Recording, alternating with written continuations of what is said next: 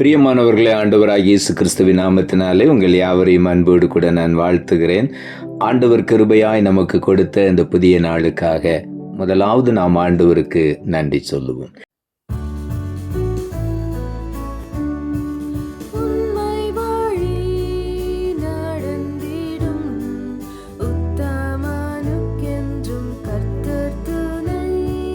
கண்கள் அவன் மீது வைத்திடுவார், கருத்தாய் காத்திடுவார்.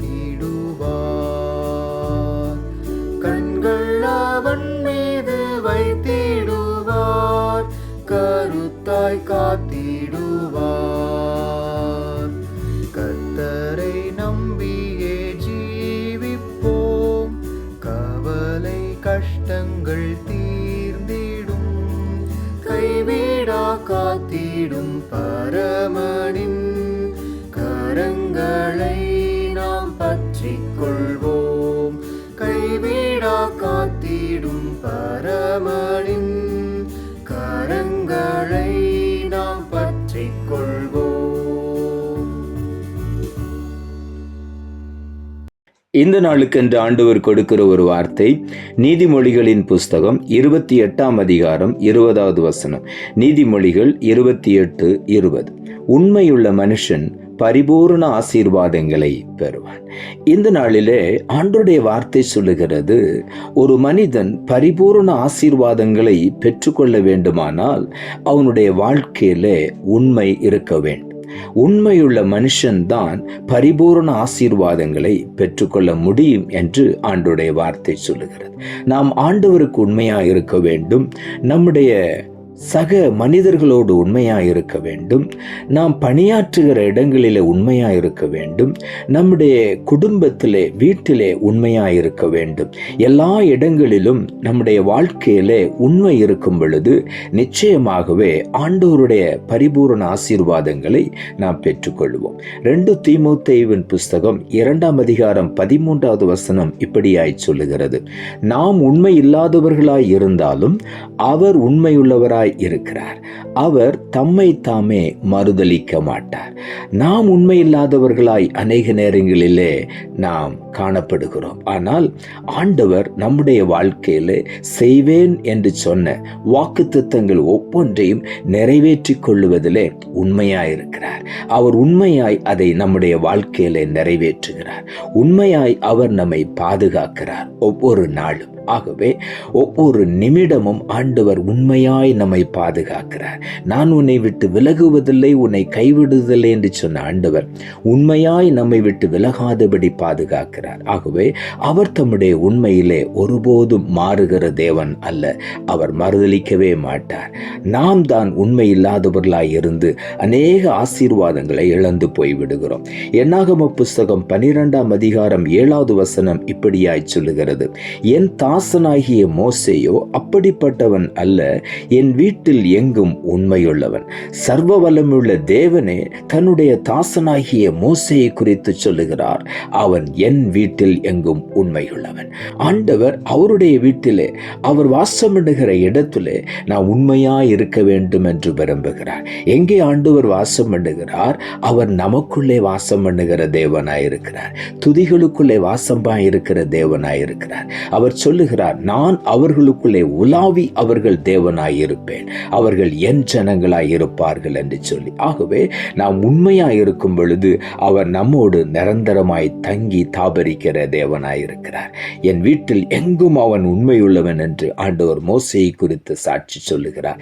யோவான் எழுதின சுவிசேஷம் 1ஆம் அதிகாரம் 16ஆம் வசனம் இப்படியாய் சொல்லுகிறது, அவருடைய பரிபூரணத்தினால் நாம் எல்லாரும் கிருபையின் மேல் கிருபை பெற்றோம் என்று சொல்லி. ஆண்டவருடைய பரிபூரண ஆசீர்வாதத்தை நாம் பெற்றுக்கொள்ளும் பொழுது நாம் எல்லாரும் தேவனுடைய கிருபையை பெற்றுக்கொண்டே இருக்கிறோம். கிருபையின் மேல் கிருபையை நாம் பெற்றுக்கொள்ளுகிறோம். யோவான் எழுதின சுவிசேஷம் சுவிசேஷம் 10வது அதிகாரம் 10வது வசனம் இப்படியாய் சொல்லுகிறது, திருடன் திருடவும் கொல்லவும் அழிக்கவும் வருகிறானே அன்றி வேறொன்றுக்கும் வரான், நானோ அவைகளுக்கு ஜீவன் உண்டாயிருக்கவும் அது பரிபூரணப்படவும் வந்தேன் என்று ஆண்டவர் சொல்லுகிறார். நம்முடைய வாழ்க்கையிலே பரிபூரண ஜீவனை கொடுக்கும்படி ஆண்டவர் இந்த உலகத்தில் இறங்கி வந்தார். அவருடைய ஜீவனை நமக்காக கொடுத்தார். ஆண்டவர் நமக்கு ஜீவனை கொடுக்கும்படி, அந்த ஜீவன் பரிபூர்ணம் அடையும்படி வந்தபடியினாலே அந்த பரிபூரண ஜீவனை நாம் பெற்றுக்கொள்வோம். உண்மையுள்ள வாழ்க்கை வாழும் பொழுது பரிபூரண ஆசீர்வாதங்களை, பரிபூரண ஜீவனை நாம் சுதந்திரித்துக் கொள்வோம். சங்கீதங்களின் புஸ்தகம் 51ஆம் சங்கீதம் 6வது வசனத்திலே தாவீது சொல்லுகிறார், இதோ உள்ளத்தில் உண்மை இருக்க விரும்புகிறேன், அந்த கரணத்தில் ஞானத்தை எனக்கு தெரியப்படுத்துவேன். தாவீது சொல்லுகிறார், உள்ளத்தில் உண்மை இருக்க விரும்புகிறேன். நம்முடைய இருதயம் உண்மையாயிருக்க வேண்டும். அப்பொழுது அந்த பரிபூரண ஆசீர்வாதங்களை நாம் பெற்று அனுபவிப்போம். இன்றைக்கு நம்முடைய வாழ்க்கையில உண்மை இருக்கிறதா என்று சற்று நாம் சோதித்து பார்ப்போம்.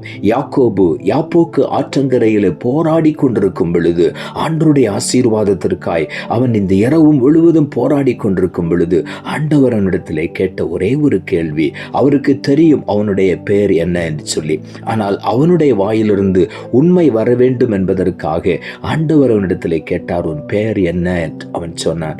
ஆண்டவரே, என் பெயர் யாக்கோபு தான். தகப்பனிடத்திலே சொல்லும் பொழுது நான் ஏசா என்று ஏமாற்றி ஆசீர்வாதத்தை பெற்றுக்கொண்டான். இப்பொழுது பரலோகத்தின் ஆசீர்வாதத்தை பெற்றுக்கொள்வதற்கு உன் பெயர் என்ன என்று பரலோக தேவன் கேட்ட பொழுது என் பெயர் யாக்கோபு என்று சொன்னான். அப்பொழுதுதான் ஆண்டவர் சொன்னார், நீ தேவனோடு மனிதனோடு போராடி மேற்கொண்டாய், இனி உன் பெயர் யாக்கோபு அல்ல, இனி உன் பெயர் இஸ்ரவேல், நீ தேவனுடைய பிரபு என்று அழைக்கப்படுவாய் என்று அவனை மேன்மையாய் உயர்த்தினார்.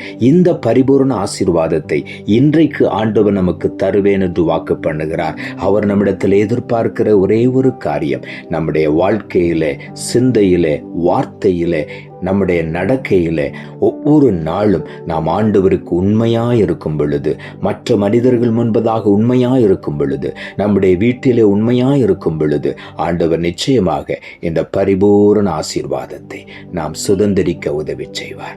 என் வீட்டில் எங்கும் என் தாசனாகிய மோசே உண்மையுள்ளவன் என்று சொன்னதை போல நாமும் அந்த சாட்சியை ஆண்டவரிடத்திலிருந்து பெற்றுக்கொள்வோம். அவர் என்னை பார்த்து கொண்டிருக்கிறார், நான் அவருக்கு உண்மையாய் இருக்க வேண்டும் என்று நம்முடைய வாழ்க்கையை உண்மையாய் செய்யும் பொழுது, நம்முடைய வாழ்க்கையின் ஒவ்வொரு காரியத்திலும் உண்மையை நாம் நிறைவேற்றும் பொழுது, எல்லாவற்றிலும் உண்மையாய் இருக்கும் பொழுது பூரண ஆசீர்வாதத்தை நாம் சுதந்திரித்துக் கொள்வோம். நாம் ஜெபிப்போம். அன்புள்ள ஆண்டவரே, கிருபையா நீர் கொடுத்த இந்த புதிய நாளுக்காய் மறுபடியும் உமக்கு நன்றி செலுத்துகிறோம்.